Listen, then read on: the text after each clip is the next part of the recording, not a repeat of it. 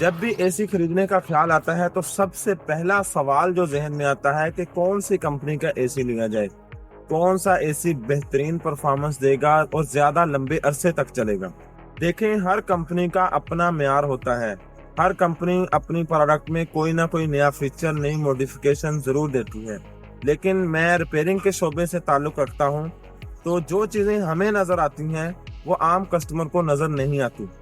دیکھیں، فریج کے حوالے سے اگر بات کریں تو سب سے زیادہ کیسز ہمیں ہائر اور ڈولنس کی کمپنیز کے آتے ہیں، کیونکہ ان کے ریفریجریٹر کی باڈی کے اندر جو پائپنگ کی ہوتی ہے وہ آئرن یعنی لوہے کی پائپنگ کی ہوتی ہے، جبکہ باقی تمام کمپنیز جیسے کینوڈ، پیل، اورینٹ وغیرہ تمام کمپنیز اپنے ریفریجریٹر کی باڈی کے اندر جتنی بھی پائپنگ ہوتی ہے وہ کاپر کی جاتی ہے، جو کہ پائیدار بھی ہے، مضبوط بھی ہے اور زیادہ لمبے عرصے تک چلتی ہے۔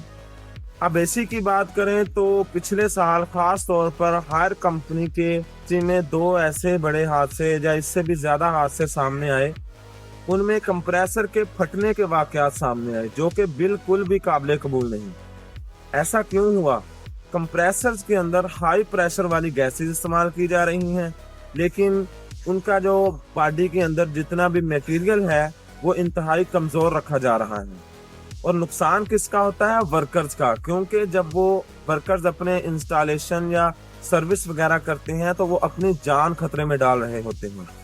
عوام کو بھی چاہیے کہ اس مسئلے پر آواز اٹھائیں اور کمپنی کو مجبور کریں کہ سیفٹی کوالٹی کو بہتر کیا جائے، کیونکہ پیسے ہم دے رہے ہیں تو پروڈکٹ بھی محفوظ اور پائیدار ہونی چاہیے۔ میرا جو مشورہ ہے، ہائر اور ڈولنس کی کمپنیز کو چھوڑ کر باقی تمام کمپنیز اس ٹائم بہتر جا رہی ہیں، چاہے وہ کینوڈ ہو، ٹی سی ایل ہو، پیل ہو، اورینٹ ہو، کوئی بھی کمپنی ہو، جو تمام کمپنیز اس وقت بہترین پرفارمنس دے رہی ہیں۔ اس ویڈیو کو ضرور شیئر کریں تاکہ اور لوگ بھی ہوشیار رہیں۔ اگر آپ ایسے مزید سچے اور تجربے پر مبنی گائیڈ چاہتے ہیں تو ہمیں ضرور فالو کریں۔ Thank you.